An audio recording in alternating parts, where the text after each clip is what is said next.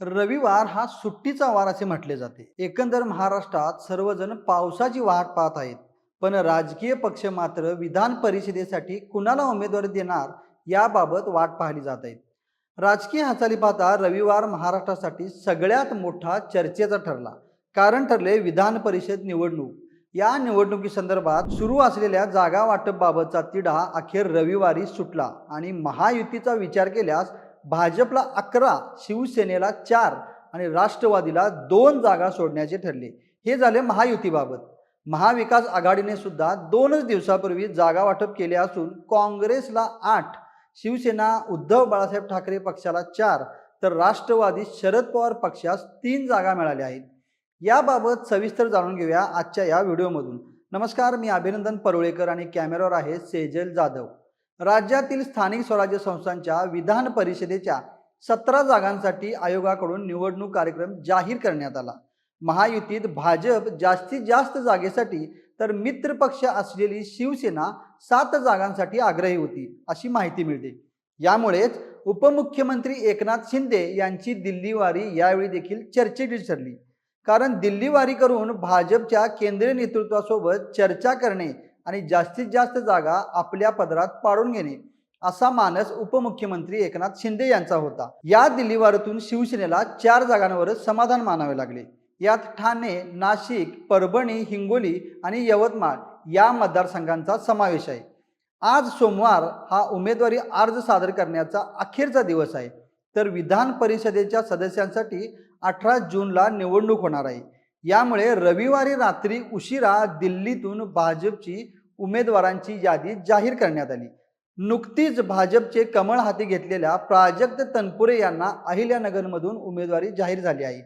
तर खासदार सुप्रिया सुळे यांचे होणारे व्याही अरुण लखानी यांना वर्धा, चंद्रपूर, गडचिरोली येथून भाजपने उमेदवारी दिली आहे. सुप्रिया सुळे या आपल्या कन्येच्या विवाहाची पत्रिका देण्यासाठी दिल्ली येथे पंतप्रधान नरेंद्र मोदी यांची भेट घेण्यासाठी गेल्या असता लखानीही तेव्हा उपस्थित होते. नागपूर पोटनिवडणुकीसाठी डॉक्टर राजीव पोद्दार यांना भाजपकडून संधी मिळाली आहे. तर सांगली, सातारा मतदारसंघातून धैर्यशील कदम, अमरावतीमधून प्रवीण पोटे पाटील, सोलापूरमधून राजेंद्र राऊत तर नांदेडमधून अमर राजूरकर यांना संधी दिली गेली आहे. छत्रपती संभाजीनगर आणि जालनामधून सुहास शिरसाट यांना तर धाराशिव, लातूर, बीडमधून बसवराज पाटील आणि जळगावमधून नंदकिशोर महाजन यांना भाजपने उमेदवारी दिली आहे. राष्ट्रवादी अजित पवार पक्षासाठी शिवसेना शिंदे पक्षाला कोकणच्या जागेवरील आपला दावा सोडावा लागला आणि त्या बदल्यात रायगडचे पालकमंत्री पद मिळवण्याचे ठरवले गेले. या बदल्यात राष्ट्रवादी काँग्रेसचे प्रदेशाध्यक्ष सुनील तटकरे यांचे पुत्र अनिकेत तटकरे यांना रायगड, रत्नागिरी, सिंधुदुर्ग येथून उमेदवारी दिली जाणार आहे. तर तिथे शिवसेनेचे आमदार महेंद्र दळवी यांची कन्या जुईली यांनी देखील अपक्ष म्हणून अर्ज दाखल केला आहे. कोकण स्थानिक स्वराज्य संस्थेत सर्वात मोठा पक्ष शिंदेची शिवसेना आहे.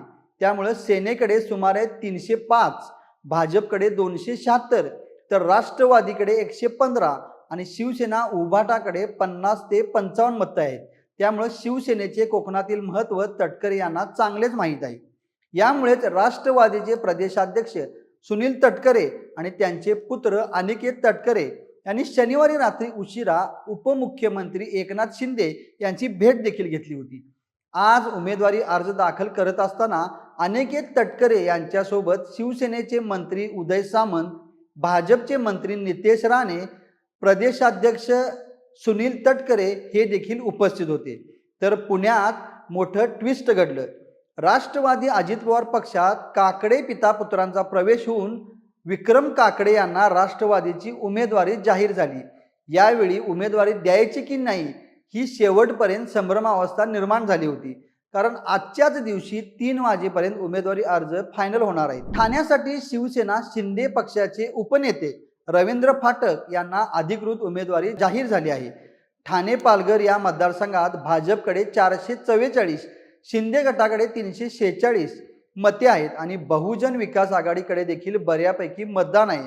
त्यामुळे महायुतीमधूनच क्षितिज ठाकूर यांना येथे उमेदवारी मिळणार असल्याची चर्चा जोरदार रंगली होती. पण रवींद्र फाटक यांच्या उमेदवारीने या सर्व चर्चेला पूर्णविराम मिळाला आहे. राष्ट्रवादी अजित पवार पक्षाकडून पुण्यातून विक्रम काकडे यांना उमेदवारी जाहीर तर झालेलीच आहे, पण त्याचवेळी पक्षातील बरेच नाराज असल्याची सुद्धा चर्चा आहे. कारण याच पक्षांतर्गत विरोध मोठ्या प्रमाणात दिसत होता. नाशिकसाठी एकनाथ शिंदे यांच्याकडून नरेंद्र दराडे यांना विधान परिषदेची उमेदवारी जाहीर झाली आहे. महाविकास आघाडीने 17 पैकी 15 जागांवर निवडणूक लढवणार असल्याचे जाहीर केले आहे आणि 2 जागी अपक्षांना पाठिंबा दिला जाणार आहे.